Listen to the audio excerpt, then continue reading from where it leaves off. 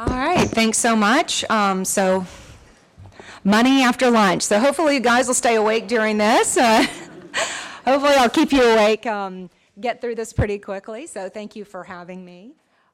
So just to tell you what I'll cover, I'm going to give you a little bit of background information since the oil spill around the Gulf, talk a little bit about the council, and then science funding and coordination to support Gulf restoration and kind of how we're trying to view that with all this new funding that's coming in as a result of the spill.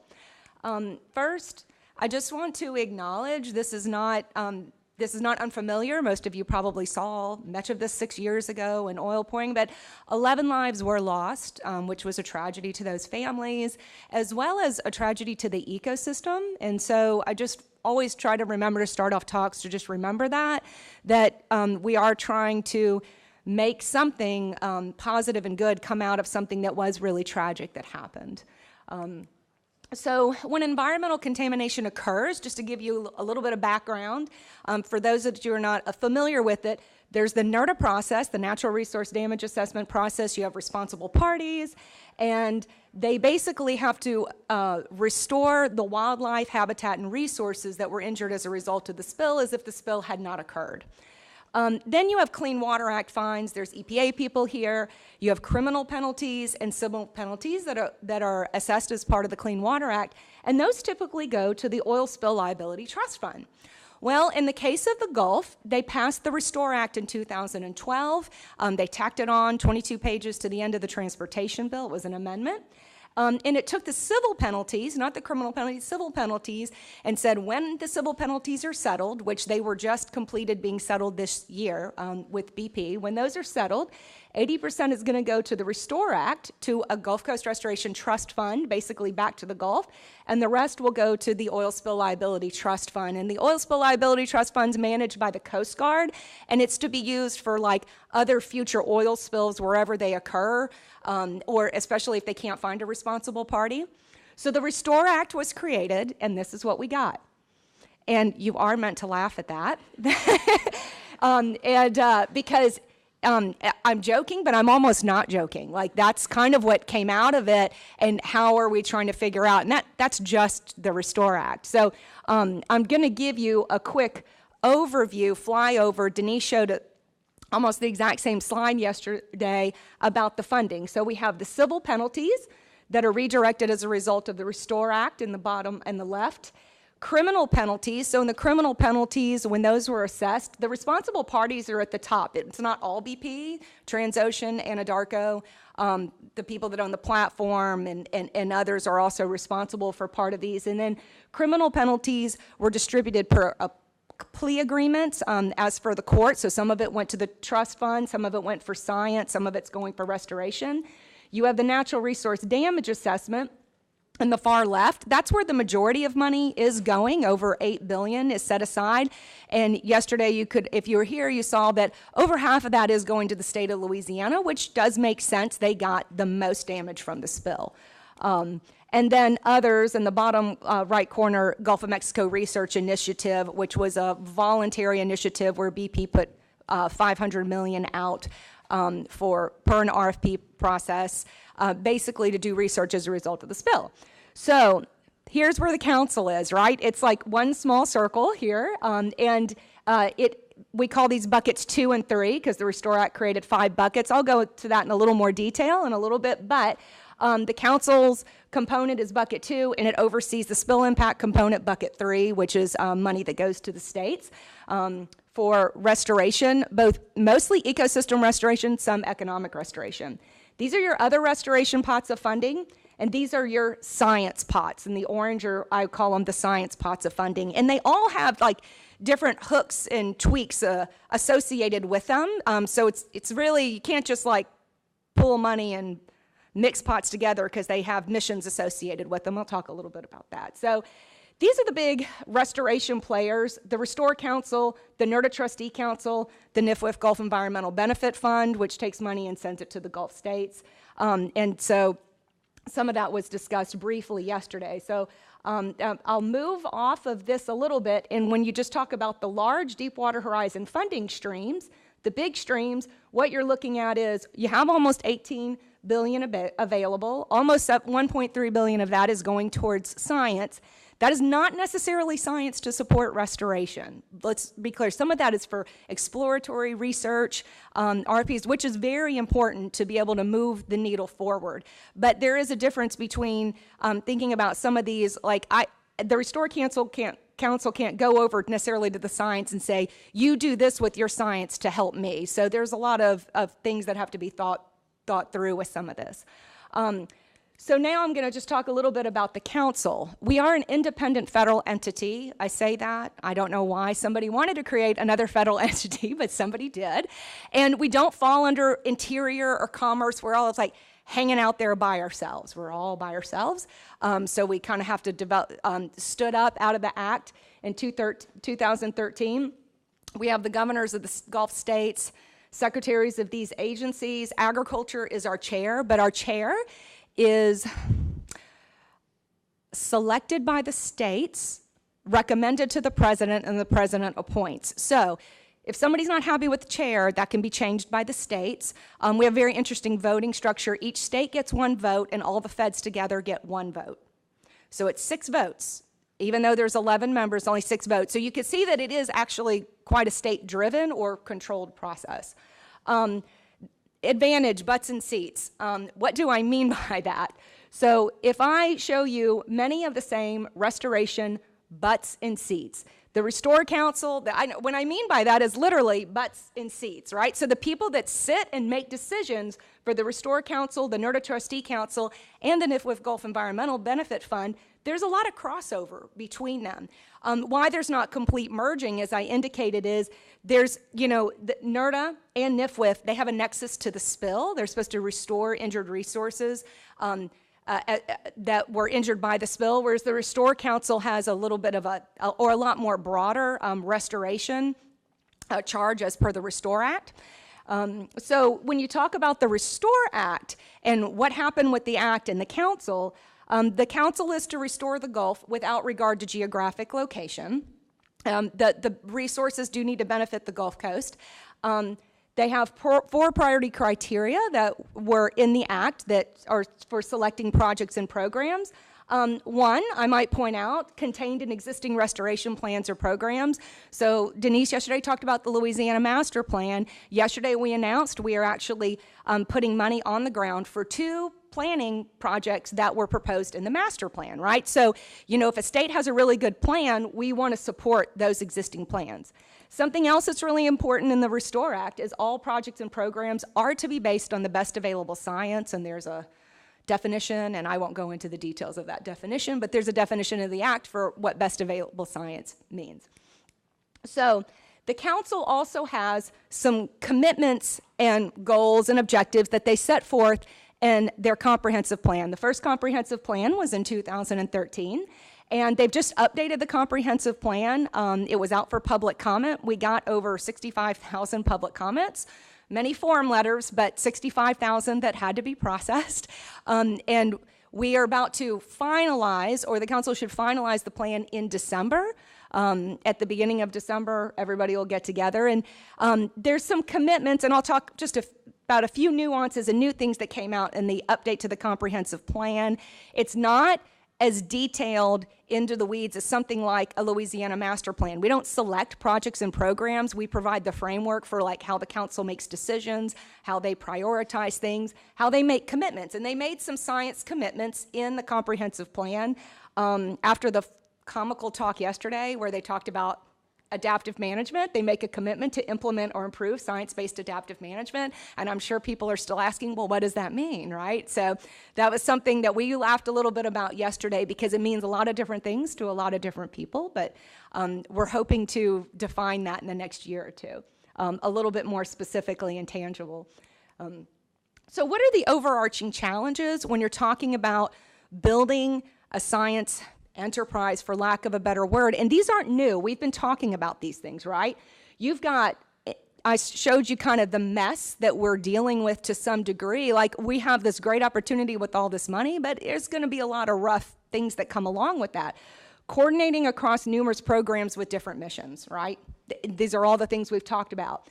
no matter how much money, there's never enough. And I can't stress that enough, that when you see the price tag of the Louisiana Master Plan alone being $50 billion or more, there's not enough money post-oil spill to cover all of that. And then you've got other Gulf states also, that are part of the Restore Act and also getting money as part of this. So there's never enough money for all the restoration and all the science everybody wants to do. How do you balance science wants versus science needs, right? There was some really good pre-reading material that we had, and I don't know if everybody read it, but there were some good definitions about useful science and usable science. And so how do we talk to educating scientists to create or to deliver usable science, not just useful? I think a lot of people can claim most of it's useful, but is it usable to the managers that actually need it, right? And educating decision makers that science investments are still important. So when I show you that graph and the decision maker says, you got $1.27 billion going into science, I'm not funding one. I want all restoration projects on the ground, boots on the ground, shovel-ready projects. You've heard all of that. So how do you educate decision makers that you actually still need to make some science investments, because the money that's going into some of these may not be able to help you think and look forward into the future and meet your specific needs? And really thinking about how do you create win-win scenarios. So those are some of the challenges that we are all dealing with. We are dealing with in the Gulf. We're making some incremental progress, and I'll talk a little bit about that. So the general counsel philosophy, I say this because I am a federal employee and we are a federal agency. And we are very small. Lean and mean. We have a less than 5% overhead, and I don't think my executive director is going to ever allow that to change, right? Don't reinvent the wheel if a good wheel exists. Don't keep broken wheels. So we are all, most of us, I came out of the USGS. I've been a federal employee. God help me, my entire career. Don't hold it against me. But I do know about how the federal government works and then how sometimes it doesn't work, right? So if there are broken wheels we're the federal government, we always do it this way, we don't always have to do it that way. How can we change how we do some of the business that we do so that we're being more effective in the monies that we have, and building on existing capacities? And I'm going to talk a little bit about building on existing capacities. And what I mean is not our own existing capacities, but the capacity out in the Gulf with scientists and with academics and others. So the Restore Council and best available science. So I circled the Restore Council, and I have a little thing down to the Centers of Excellence. So this is the Restore Act funding, the Gulf Coast Restoration Trust Fund, and these are our buckets of money from left to right. So Council, bucket 2, bucket 3. You see down on the left over there, or your right, my left, the right, you have science buckets, the NOAA Restore Act Science Program, and the 2.5% that goes to the Centers of Excellence. So Denise mentioned this yesterday. We have Centers of Excellence have been stood up in all the Gulf states. And it's not a tremendous amount of money for research, but it is a nexus for capacity, right? So each of those centers is kind of a centralized either consortium of academics or reaching out to academics. When the Water Institute got the Center of Excellence, they pulled together a bunch of other universities around. And so there's a huge capacity there. So when I'm looking in the Restore Council to implement best available science, I'm looking to go to the Restore Centers of Excellence, not to take their money to help me, but to say, we have to apply best available science in our projects and programs. We have to set up science reviews of all our projects and programs. One of the things we're looking at is setting up a science review panel. So instead of Alyssa and our tiny staff trying to build up some kind of empire of my own, which I don't want nor want to be responsible for, how do I go out with the funding that we have available and work with the Centers of Excellence and capacity on the ground? And it does mean working with academics, and I'll also present some examples of working with capacities within the other federal agencies and state agencies that we partner with. So this is something that I'm working on right now, and hopefully, fingers crossed, we'll be pushing this forward in the next month or two. Internal, external, monitoring and adaptive management, coordination structures. So we are starting some coordination structures. On the right is NERDA. I just pulled that out. I'm not going to explain all this to you on the NERDA on your right. They have a monitoring and adaptive management work group as part of NERDA. In the Restore Council, we're standing up, or have basically just stood up, a council monitoring and assessment work group. Now, once again, this is building on the capacity of our members. We have the federal members, we have the state members. So the council monitoring and assessment work group is coordinating and often crosses with the cross-TIG monitoring and adaptive management work group from NERDA, many of the same members. So while we do have separate groups, we have a lot of crossover. But then we're taking it one step further. We then have a monitoring coordination committee that's got all those other entities that I was showing, like the scatter plot of everything that exists, where you have NERDA, NIFWIF, Centers of Excellence, the Deepwater Horizon Science Pots. And what we're talking about is looking at standards, monitoring protocols and standards for, how are we going to monitor our restoration projects in a standardized way, even manage data in a way that we can actually roll up and tell some kind of a story about this, even though we're distributed. But we're not keeping it in-house with the feds and the states on the council, right? We're reaching out to the academic community, and then through one of our members, we're funding a local NGO, the Gulf of Mexico Alliance, for a monitoring community of practice, and that further reaches out to the greater Gulf community, to stakeholders, to non-government, to other academics. And so this is just an example of things where we're trying to build out and reach out as opposed to trying to keep things in-house. And the last one or two things I just want to mention to you is we do have a Science and Restoration Coordination Forum that the NOAA Science Program runs. And the goals of the Coordination Forum are not that different from goals that you would see in other forums. There are some examples where we're actually trying to take some of these different groups and start to work together. For example, the NOAA Restore Act Science Program did an FFO where they want to fund science tools for management to help managers make better decisions, and they consulted others on that. Another thing they're interested in is a science review panel, and if the council stands one up, and if we work on one maybe with the Centers of Excellence, can we expand that, and can NERDA and NIFWIF and others use it? So these are some of the things that we're working on. And then right before I end, the council's initial investments, I talked a little bit about working with the Centers of Excellence on best available science. They did approve for funding about a year ago, over $150 million in restoration activities. The nice thing is they did approve approximately $20 million in science monitoring and tools, because they knew there are certain tools that we need to be developed for us to make better decisions in the future. This is everything from management of the lower river. There's going to be some modeling that's going to be done, freshwater inflow tool development, land assessment. In the comprehensive plan update that I mentioned to you, that's hopefully, fingers crossed, to be voted on in December, they update the science review process to incorporate a science review panel, so that's some progress for us. Committing to an adaptive management plan. It's one thing to say we're going to adaptively manage. It's another thing to say we're actually going to write a plan to adaptively manage. And so there's some encouragement there. And the last thing I want to stress is collaboration.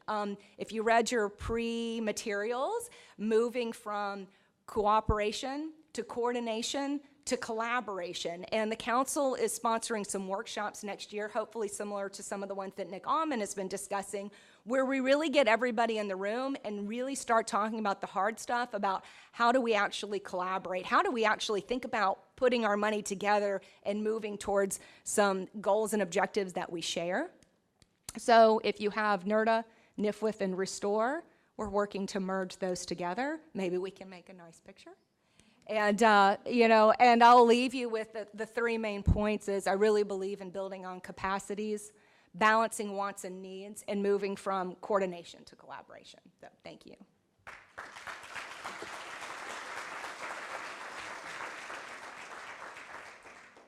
Okay, we definitely have time for a few questions. So are there any questions from the audience for Alyssa? We have her up here on her own. Okay. Do you mind waiting for the microphone? Thank you. And then if you don't mind saying who you are and your agency. Sure, I do that too much. Anitra Pauly with Department of Water Resources. Not knowing that much about your program, I'm just curious about, because it's just, I've heard about the lawsuits and what's going on, but I know it takes time to get things on the ground. I was Yeah. kind of curious about how you're thinking about measuring progress and how much progress you've made, and then, you know, how you think that progress is going to evolve over the future. Well, probably one of the most important things I forgot to say and should have said was that the BP settlement was just this year, and that's our largest settlement. Transocean was $1 billion, and then 80% got redirected to the Gulf, and then a portion of that to the council. So that first funded priorities list that it was approved a year ago, those are Transocean funds.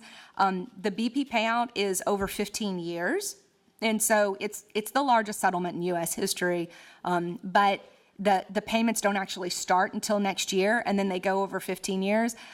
It's not the worst thing in the world. I mean, you want things to get done in a rush, but then you don't want people to waste money and think about things. You know, there's still science and tools and things that need to be done. So the funding that we're providing, like for the master plan projects, it's actually planning funding, not implementation. I mean, there's a lot of things that need to be done to get a lot of these projects environmentally compliant. Our director of environmental compliance is novel, which DOJ doesn't like that term, but I believe he is legal but novel in his approach to environmental compliance. It's been amazing what he has been able to do to get projects through the NEPA process in a really efficient, expedient manner, but it kind of goes with this whole novel approach to a federal agency.